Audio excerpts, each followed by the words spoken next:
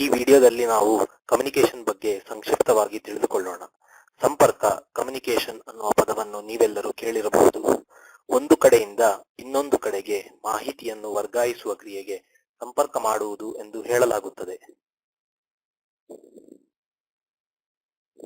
ಉದಾಹರಣೆಗೆ ಮೊಬೈಲ್ ಫೋನ್ನಲ್ಲಿ ಮಾತನಾಡುವುದು, ಟಿವಿಯನ್ನು ನೋಡುವುದು ಅಥವಾ ಇನ್ನೊಬ್ಬ ವ್ಯಕ್ತಿಯೊಂದಿಗೆ ಮಾತನಾಡುವುದು, ಇವೆಲ್ಲವೂ ಕಮ್ಯುನಿಕೇಶನ್ ಉದಾಹರಣೆಗಳು. ಆದರೆ ಮಾಹಿತಿಗೆ ಬೆಲೆ ಬರುವುದು ಅದು ಸೆಂಡರ್ ಮತ್ತು ರಿಸೀವರ್ ಇಬ್ಬರಿಗೂ ಅರ್ಥವಾದಾಗ. ಇದು ಕಾಮನ್ ಲ್ಯಾಂಗ್ವೇಜ್.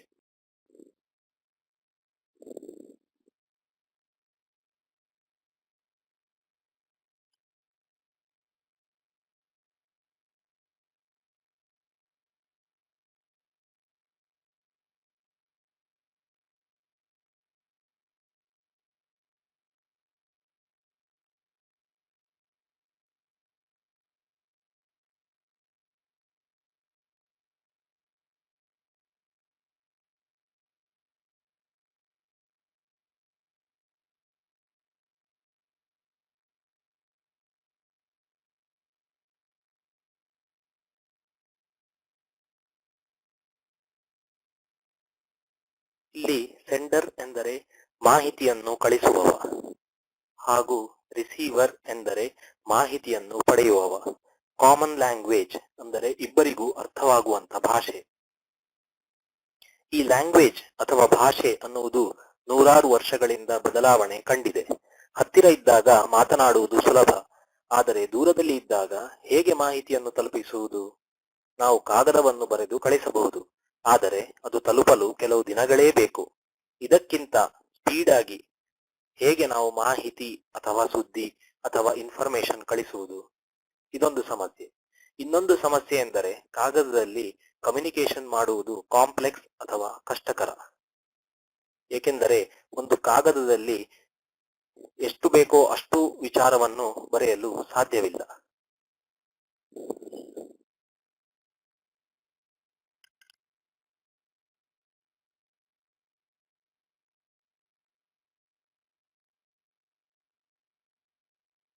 ಈ ಎರಡು ಸಮಸ್ಯೆಗಳು ಬಗ್ಗೆ ಯೋಚನೆ ಮಾಡಿದ ಸೈಂಟಿಸ್ಟ್ಗಳು ಟೆಲಿಫೋನ್, ಟಿವಿ, ಮೊಬೈಲ್ ಫೋನ್ ಮುಂತಾದ ಯಂತ್ರಗಳನ್ನು ಆವಿಷ್ಕಾರ ಮಾಡಿದರು.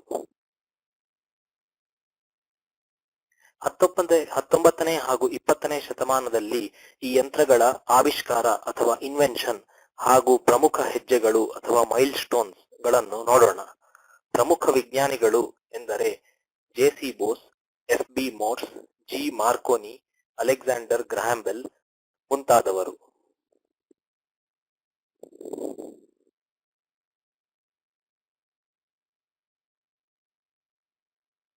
ಸಾವಿರದ 1565 ರಾಣಿಗೆ ಮಗು ಹುಟ್ಟಿದಾಗ ಆ ಸುದ್ದಿಯನ್ನು ಅಕ್ಬರ್ ಮಹಾರಾಜರಿಗೆ ತಿಳಿಸಲು ಬೀರ್ಬಲ್ ಅಕ್ಬರ್ ಹಾಗೂ ರಾಣಿಯ ಮಹಲಿನ ನಡುವೆ ಕೆಲವು ಡ್ರಮ್ಗಳನ್ನು ಇಟ್ಟು ಒಂದು ಡ್ರಮ್ನಿಂದ ಮತ್ತೊಂದು ಡ್ರಮ್ ಬಾರಿಸಿ ಸುದ್ದಿಯನ್ನು ಅಕ್ಬರ್ ಮಹಾರಾಜರಿಗೆ ತಿಳಿಸಿದರು. 1835 ಮೋರ್ಸ್ ಹಾಗೂ ಚಾರ್ಲ್ಸ್ ವೀಟ್ಸ್ಟನ್ ಟೆಲಿಗ್ರಾಫ್ ಆವಿಷ್ಕಾರ ಮಾಡಿದರು. ಇದರಿಂದ ಪೋಸ್ಟ್ ಆಫೀಸ್ ಮೂಲಕ ಟೆಲಿಗ್ರಾಮ್ ಕಳಿಸುವ ಕಮ್ಯುನಿಕೇಶನ್ ಸಿಸ್ಟಮ್ ಶುರುವಾಯಿತು.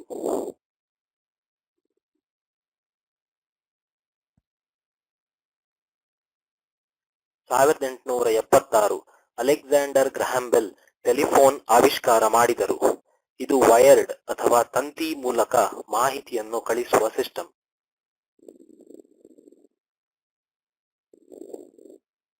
1895 ಜೆ.ಸಿ. ಬೋಸ್ ಹಾಗೂ ಮಾರ್ಕೋನಿ ವೈರ್ಲೆಸ್ ಕಮ್ಯುನಿಕೇಶನ್ ಸಿಸ್ಟಮ್ ಅಂದ್ರೆ ಯಾವುದೇ ವೈರ್ ಅಥವಾ ತಂತಿ ಇಲ್ಲದೆ ಗಾಳಿಯ ಮೂಲಕ ಮಾಹಿತಿಯನ್ನು ಕಳಿಸುವ ಸಿಸ್ಟಮ್ ಆವಿಷ್ಕಾರ ಮಾಡಿದರು. 1936 ಜಾನ್ ಬೇರ್ಡ್ ಟಿವಿ ಅಥವಾ ಟೆಲಿವಿಷನ್ ಕಂಡುಹಿಡಿದರು. 1955 ಅಲೆಕ್ಸಾಂಡರ್ ಬೈನ್ ಫ್ಯಾಕ್ಸ್ ಮಿಷಿನ್ ಕಂಡುಹಿಡಿದರು. 1968 ಆರ್ಪಾನೆಟ್, ಇದು ಪ್ರಪಂಚದ ಮೊದಲನೆಯ ಇಂಟರ್ನೆಟ್. ಇದನ್ನು ಅಮೆರಿಕದ ಮಿಲಿಟರಿ ಸಂಸ್ಥೆಯವರು ಕಂಡುಹಿಡಿದರು ಹಾಗೂ ಅದು ಕೇವಲ ಮಿಲಿಟರಿಗೆ ಮಾತ್ರ ಸೀಮಿತವಾಗಿತ್ತು.